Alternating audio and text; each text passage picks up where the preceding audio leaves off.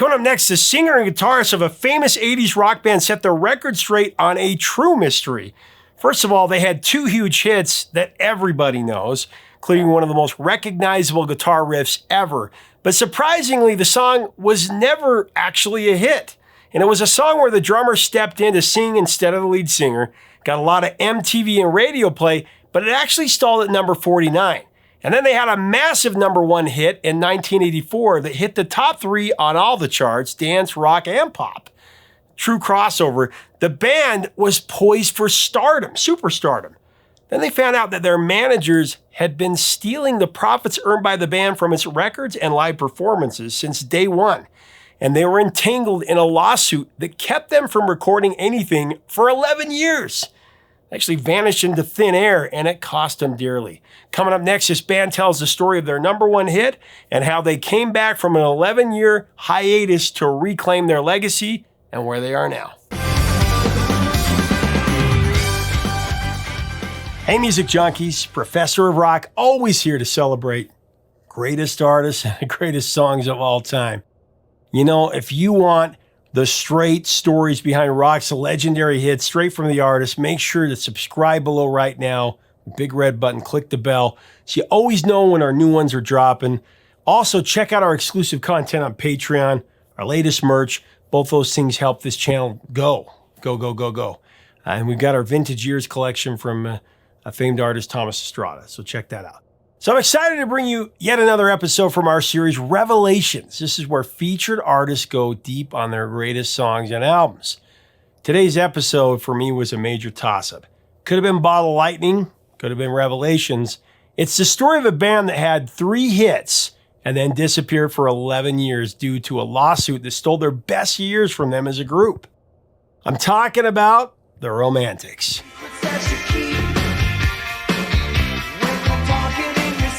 They burst onto the scene with the 1980 classic What I Like About You that has become one of the most played songs on classic rock radio ever. But surprisingly, it was not a hit song. It actually stalled at number 49. What I like about you hold me tight. And then a few years later, the band released the song Talking in Your Sleep. It shot to number 3 pop as well as number 2 on the rock charts and number 1 on the dance charts.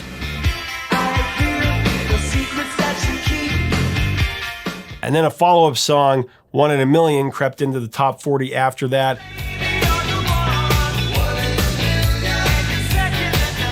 And you know, everything was looking up for this new wave power pop band. That's how I describe him. And then their next album, Rhythm Romance, completely tanked. No singles from it hit the top 40, and they're actually dropped from their label, Sony. And then they found out their management had been misappropriating the profits that this band had earned from this albums sales, single sales, and their tour, their live performances. Also, one of the early hits, the aforementioned What I Like About You, had been licensed for use in television commercials without the band's knowledge or even their approval. So to take back their legacy, what was rightfully theirs, the Romantics filed a lawsuit against their management, and this happened in '87, and the legalities involved, they prevented the band from recording or releasing any new music until the mid-90s. As the band won the lawsuit, actually, against his former management and had the freedom to record again, it guaranteed that the future earnings from the licensing of the Romantic songs would go to the band. From this point, the band's songs would feature in so many films and compilations from the best of the 80s, and they would tour again, and they still do to this day. Coming up is a great story. Singer Wally Palmer and guitarist Mike Skill from the Romantics tell us the story of this ditty, the iconic song, the 80s hit, Talking in Your Sleep. Here's Wally and Mike. The Romantics could overtake any genre in rock. Talking in Your Sleep was such a new wave masterpiece that it put everybody from the Police to the Talking Heads on notice. That song, the layering of the guitar, the da-na-na-na, and then it's got the other guitar part. Tell me about that song. I was out of the band for about a year and a half. Drummer felt another change needed to be made, and some different sounds, and creative, like we weren't getting along. I don't want to wear this all the time. It's your creative going on. And I was out, and over that time, all these new romantic groups were coming out of England. But you had XTC and Squeeze, the real soulful groups. So I'm going to those shows and listening. These guys are still on the road to it. So I'm just like regurgitating some new stuff, starting to work on other stuff, and had a bunch of tunes when I came back in with these guys. They had ideas. We put them together. A bass line that I did at a rehearsal. We were just jamming with it. And it didn't do anything at the time until we got in the studio. And at the end of the studio, we had recorded the whole record in heat, and we needed one more song. And they go, producer asked, what about that one idea you had? And we all came together, and we all did something with that basic idea, that basic James-ish, Jamerson-ish song. Yeah, totally. Sugar pie, honey, but you know that I love you. It's not, it's not exactly what he did, but it's along the same vibe, Detroit. And there's all this new romantic stuff going on. So it's pop with a dance, with a Stonesy, with a Detroit. Yeah, because it hit number 1 on the dance charts, hit number 2 on the rock charts, number 3 on the pop charts, and then it hit the top 10 or top 20 in every part of the world. You know, the crazy thing about that is that the song, we didn't do the song because we didn't record it at the time when we did all the other songs for the In the Heat album.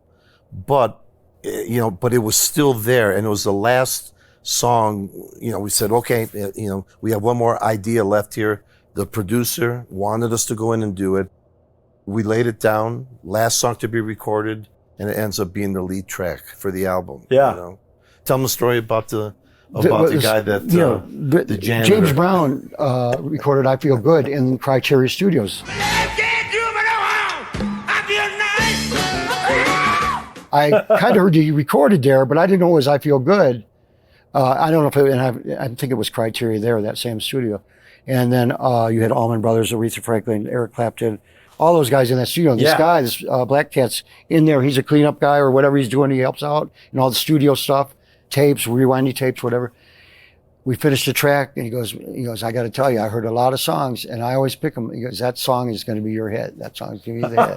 Yeah, he's sweeping up, and then he stops. He had been there and heard all these guys. That's your hit right there, and he's continuing. He's been around probably since. That was it. And we're putting our coats on, leaving. Yeah, okay, sure. Wow, he called it. Yeah, he sure did. It sold 1 million copies. The song itself, more than we know about. Yeah, and the new wave feel to it, the big dance groove, but also the lyrics, because it's got that kind of hypnotic, the lover in her sleep is talking about, at least she's saying positive things, right? You got to write something to get to the title. So whatever, if you got a good title, you could kind of jibber jabber, but it was good all the way through. You have to remember what was on the charts at the time too. I mean, you had Prince was coming up. Yeah. Prince was coming up. The dance stuff was happening. Yeah. The stuff from out of Duran Duran was coming up. The Police, Synchronicity came out that year. And that song was, I remember hearing it as a kid and being into New Wave and thinking, that's one of the best New Wave songs I've ever heard. Because the guitar and the way that it just is it's a perfect pop song. It really is. It's the most English, probably the charts were the most English they were in a long time. Oh, yeah. Spandau Ballet. Yep, I was trying to remember the name. Yeah, and a lot of these Roxy different Music were coming back. Roxy Music, exactly. Well, and the video, of course, was such a classic. And I always read as a kid about the video when you guys had to record at 8 o'clock in the morning. We were out somewhere, we played somewhere, and we came home. We flew into Detroit the night before because we had a show. So we flew in the night before, checked into the hotel and said, okay, you guys got to be up at 6 o'clock to go film it was the like video. 4 o'clock to be there at 6 o'clock. Right. Something like that. And then the girls in their pajamas. And did you guys have that idea? Was that part of the treatment? Were you part of that? Well, we knew we didn't want to do what the other director wanted to do. He wanted to do squirrels in the woods and water rushing and snow and I don't know what. But something like that. The one thing that we did know is that no matter what they had planned, because they had planned out certain things without us, we knew that we were going to at least go in the studio and do a performance anyways. Right. So how they were going to integrate the both and what they were going to film, we were going to find out once we went in there the next morning. Oh, yeah. And we found out, Leonetti was a director. Matt Leonetti. Matt Leonetti was he's the lighting director on the early, he did all the lighting on Poltergeist, he was the main guy. And then he came in to do direct videos, and that was one of his first videos.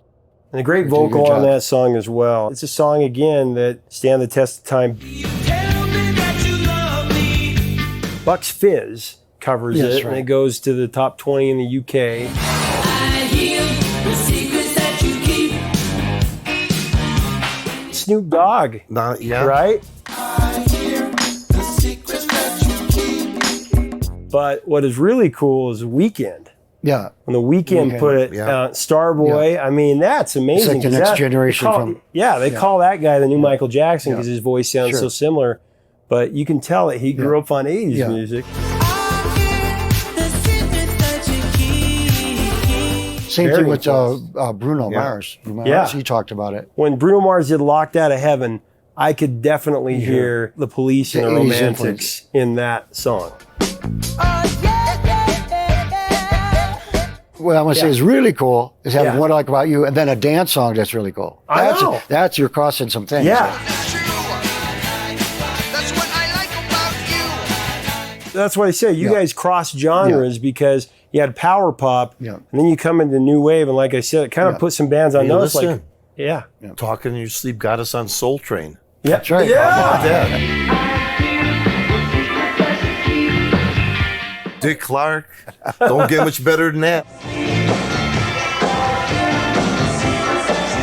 Well, probably one of the greatest wonders of the world for pop music is What I Like About You. How the heck that wasn't a song that went straight to #1 when it came out? What I like about you. You hold me tight. Because that, since there have been probably 70% of the #1s that have been are not as big as that But song. what was on radio is what kept it from doing it because it was Saturday Night Fever. John Travolta, Saturday Night Fever. I remember when I first heard the guitar, man. Yeah. And then you're the, hey, it's like, it just shakes you up.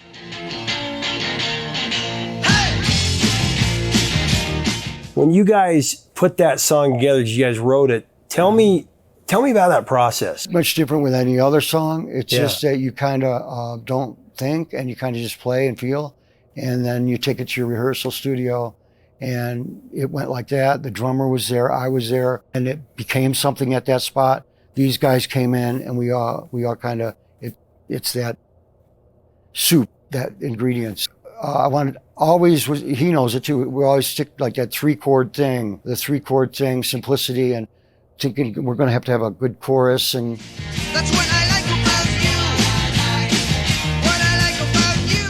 it's really keep that up front. I mean, MC5 had their single out in '67.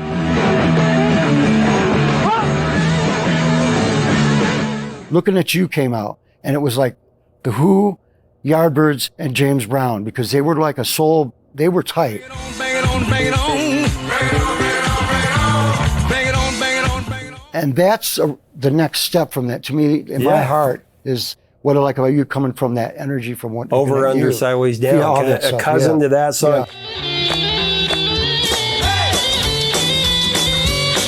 Cousin to Cherry Cherry. And then with his guitar and his harp on it.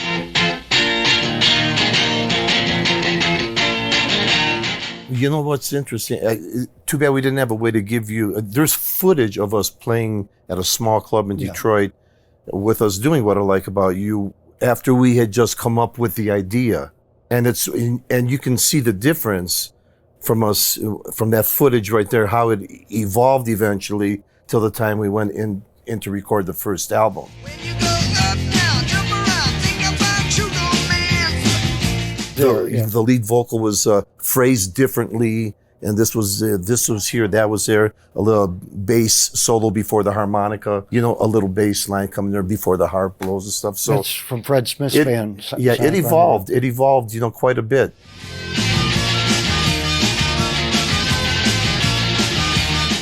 Well, that harmonica. Oh my gosh, I love Well, that. yeah, the verse. Jimmy was singing the verse on the other side instead of on the beat that he's on. He was on the other side. Now jump around, think about you, romance. Yeah. And it had a bass solo. We had been jamming with. We played with Sonic Rendezvous Band. We had seen Sonic Rendezvous, and he always had that bass coming in the middle.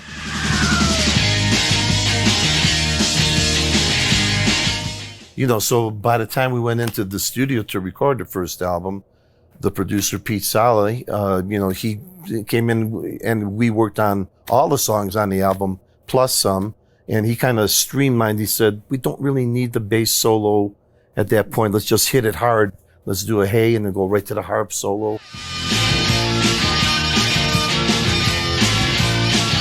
And that and little other things, hand claps here and there. And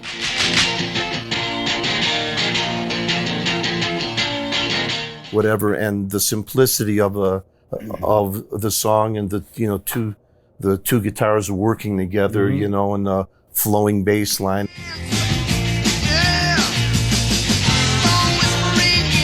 It just Such a worked. great sing along too. I mean, kids well- hear it. First time my kids heard it, it was exactly like the first time I heard it. They were singing along. By the midway into the song, they knew the song because it's got that great sing along. And then also, I guarantee you, John Mellencamp had to have heard that song because we RLCK played, and the you don't USA understand. We played a show in Detroit, and we had the red leather suits, and he was still like a metalish kind of band. Metal. Johnny Cougar. He was still metal. Down, down, down, down, down.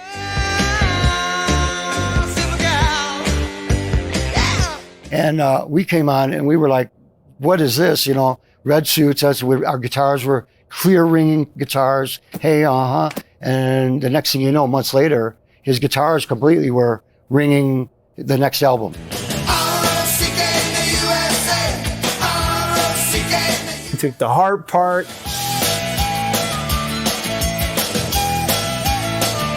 Totally. It's cool because songs influence Sure. other songs and they just bring the whole world together. I love We took that. it as a compliment. When it didn't hit, when I went to number 49, I always want to ask you guys this, were you frustrated? Because to me, that's like a no-brainer. Like, how is that song not a huge, it's huge. I was just put the next one out. Here, I put the next thing out. The next was just as You good. got to understand that us, growing up on top of all that stuff, watching TV in Detroit, we used to watch American Bandstand. England, right? No. From Detroit. So when What I Like About You comes out, we're on American Bandstand. That, for myself, and I'm sure for all of us, we saw, footage of it later on that, wow, we're actually on that show. The Romantics. Senator Jimmy, come on down here. I'll let you do the introductory chorus. We're there with Dick Clark. I said, it was great. Are you kidding me? It's fantastic. We had there were local TV shows. Swinging Time was a guy out of Canada. He had the Bugs on there. He had the MC5 was on there. The Time, local group, The Time. All the Bob Seger was on there in the early days when he was writing protest songs. Yeah, that was our meat and potatoes show. Well, like you said, though, down the road, the song maybe crack the top 40 or whatever, but longevity, though. Look how big the song is now. Yeah. It's bigger now than what And it was when on came out. MTV all the time because it was in regular rotation because you guys had the music video for it. That's what I like about you. That's what I like about you. And it came out 81 when MTV hit, but also in the commercials. I remember seeing on Saturday morning TV when I was a kid and saying, oh, this is a song I love. And then it just grew from there in the 90s and it just grew a life of its own, you know? Absolutely. And it's still going. You have to give credit where credit's due. The original drummer I worked with from high school, and his kick drum was my rhythm, was the same groove, and it was a connection. There was a connection in all the writing. You still got that. Now you're grown up, you don't have to. So was it something when you were playing it, you started going, hey, and then, When we started, I did a haze. I started doing some haze, and ahas comes from like the old rock and roll stuff.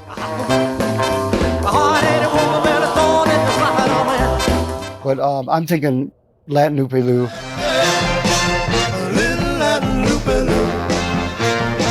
Over, under, sideways, down.